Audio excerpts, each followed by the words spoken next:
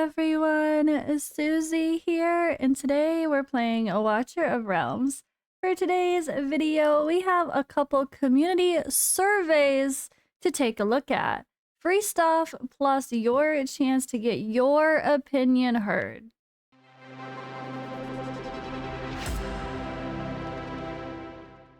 Alright, so first I wanted to pull attention to the community survey post in Discord. This actually happened on Thursday, so this is not the same survey as the one in the game, I don't believe anyway, but as it says here, as the year draws to a close, the war community would like to look back on everything we've shared with you throughout 2025. To help us continue improving and to deliver a better community experience, we warmly invite you to share your thoughts, impressions, and suggestions on our community work this year. So this might be directed toward community specifically. And as a community manager, I guess I can appreciate that. Not of Watcher of Realms, you guys know, of FATELESS. Anyway, so participation period is up till December 4th. So you have until the 4th to fill out this survey. I will put this link in the description of the video and the pinned comment as well so you guys can fill it out. But this is important for, you know, it's not just the state of the game stuff, it's probably more like their events and different things that they do. So we will fill this one out. Just a quick link for a Google form. And then, yeah, that's different, so I'm going to come back to that one. But then there's one here in game with this red dot. You know what, it definitely seems different, so I'm just gonna go ahead and start actually with the in-game survey, which is typically more of a state of the game type survey. Giant white screen of death, I'm sorry. That's what happens. And yeah, let's take a look. I'm gonna go through my answers as quickly as I can, and then talk through things a little bit. I feel like it's a good way to talk about the state of the game overall when we do these surveys. Plus, sometimes they do some really cool teasers of like design things they want your opinions on, and you can get an idea of some stuff to come that might not be so obvious.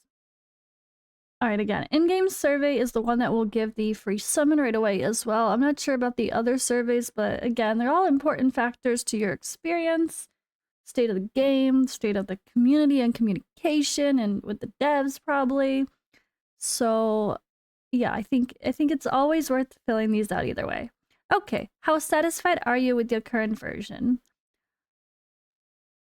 I'm kind of in between that 4 and a 5, honestly, just because there's that. It's not perfect, you know, you don't want to I feel like a 5 is only if I have nothing to complain about.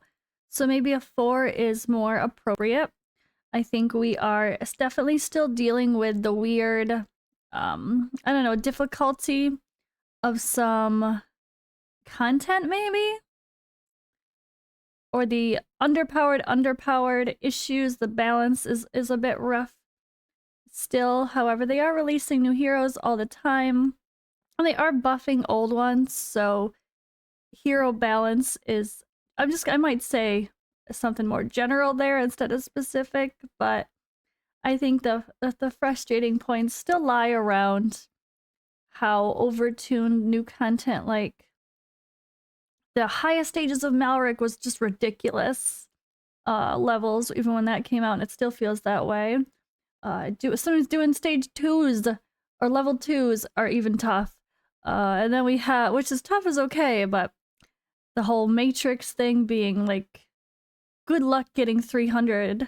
I mean, most people aren't even getting 100, and even the best people are only getting like 100,000 points, not 300,000 points, so that still seems highly in need of a fix. So there's stuff like that that's not perfect. The whole Lady Alexandra thing is still annoying to me, but and the banners are rough, but they're so generous with summons that I feel like if the rates were too good, everything was too perfect, then we would just get every single hero we want, which sounds like that's what you want, but that's not what you want. You get literally every single hero in the game, and then you have nothing exciting to look forward to. Or you get multiple copies, and they're all super overpowered, and then you just beat every new content that comes out, except for overtuned, unbalanced stuff like Matrix. You beat it too fast, right? So, general state of the game talk aside, like I said, I think I just put that for my example of what could be improved is just thinking about hero balance a little bit better. Like Valara is the answer to everything. I'm not saying she needs a nerf, but balance with new hero releases and better old hero buffs are needed. Like it shouldn't just always be Valara, because she came out and she's too OP. But we don't want to nerf her because that's not fair either. So it's like, I don't know, they gotta find a balance.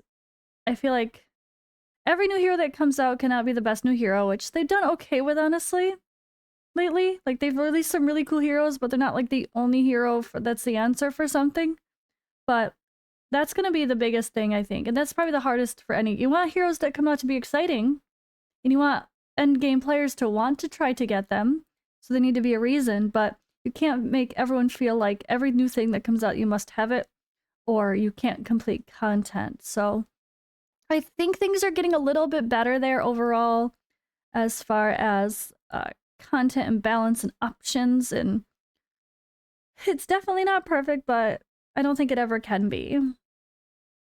So will you recommend it to friends? Of course, always.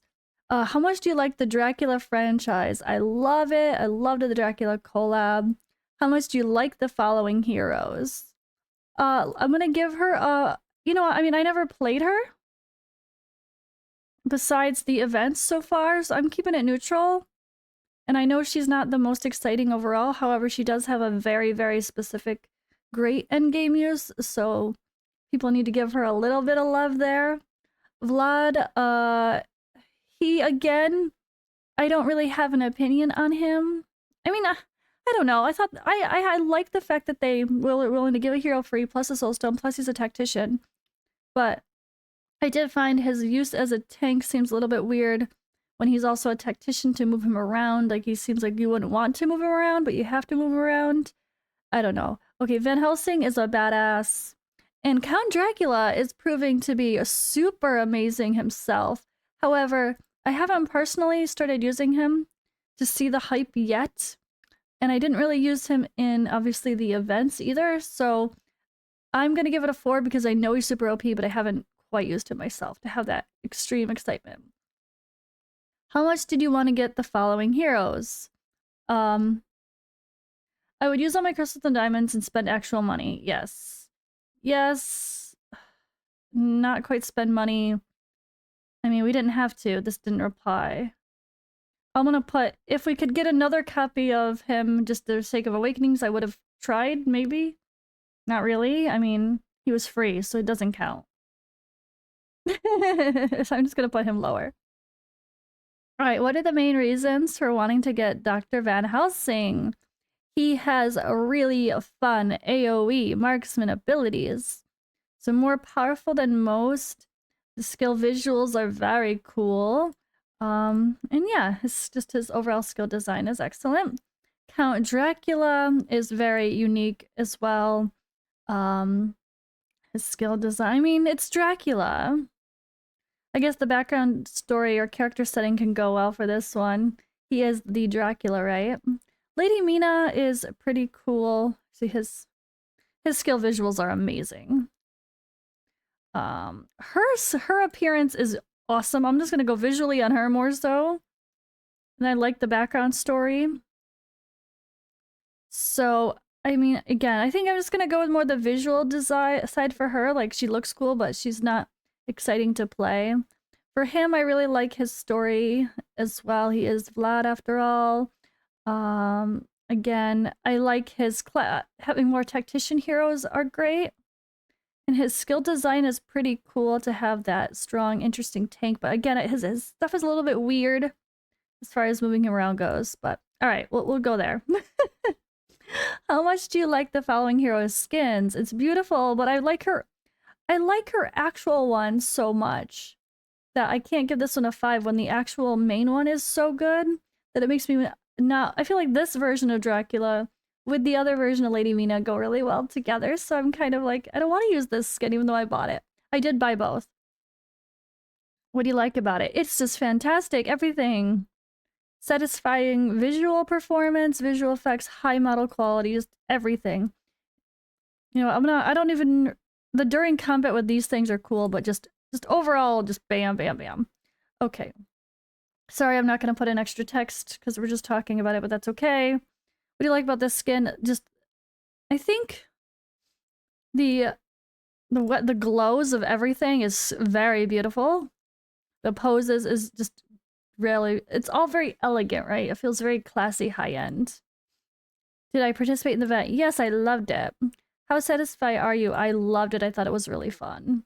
And it was very challenging, and you guys watched my video because it was challenging, so I appreciate you. The Vampire Diaries stuff, I liked that. Little rewards with the story along the way. I actually really liked the story, so I'm gonna say very satisfied. Journey to Transylvania was fun. Okay, so I loved the balance of this. So Journey to Transylvania was really hard and made you have to pause, wait to grind a few things, or just refresh the crap out of the shop, which I didn't do right away myself the first day. If you did though, and you pushed fast, you just had to wait to get to their shop to like level 5 or 6, and boom, you'd have plenty of amazing heroes, and it all was a lot easier. But it also took proper strategy. It wasn't one you could just blast through and then that was it, right? It wasn't that kind of a thing. However, Dracula's Domain felt extremely easy, but it was the same battles, just with your heroes, and it made it really fun to do the battles, but way easier with my real roster. So I really liked that. I like the balance of discovering the challenges with a normalized PvE mode, and then doing it with your real account afterward, and it was more fun to just blast it. Now this, I didn't love or hate this, I just did it once and never did it again. I didn't really like this battle, I didn't find the fight that interesting, and I just did, I did easy and hard. I only did like a very low amount of Nightmare, and that's all I needed to do for the shop. So I didn't really care too much about the big boss fight. I don't really like the big boss fights for these usually. I like the other stuff that's more along the way. That's just my personal thing. What are the main reasons you're satisfied with Dracula's Castle event? Alright, the exploration part was fun. The difficulty was, I know people said it was too hard, but that's part of what makes these interesting. When things are a little bit too hard, that's where you start to push yourself as a player, to try something new, to reach out to your friends, to reach out to the community, to watch CC videos, which I'm so glad I did those videos. I didn't think I wasn't even going to. I was like, no one's gonna care about one video on some stupid stage of an event. No one's gonna watch my video. I genuinely thought that was gonna get no views. That's my highest video that I've gotten in the longest time. Was stage 9 of the actual Transylvania part for Dracula's Castle. So that was really nice, and I had amazing comments. So I'll try my best to keep doing that in the future. See, I love all this. I want to select everything. It was a great, I just loved the whole idea. Story. All right, so I'm gonna say the exploration and developing system was fun. The difficulty of the stages was the gameplay of recruiting mercenaries for battle. Actually, I guess I'll put the story as the visual presentations, everything else along with it. Okay. I just didn't feel either way for the other one. Alright, so final cleared. I did them all. How would you rate the enjoyment of the battles? Journey to Transylvania. Both very entertaining. Again, I just wasn't that interested in it. It's like, it's the same as like the other final battle. Wasn't it the same?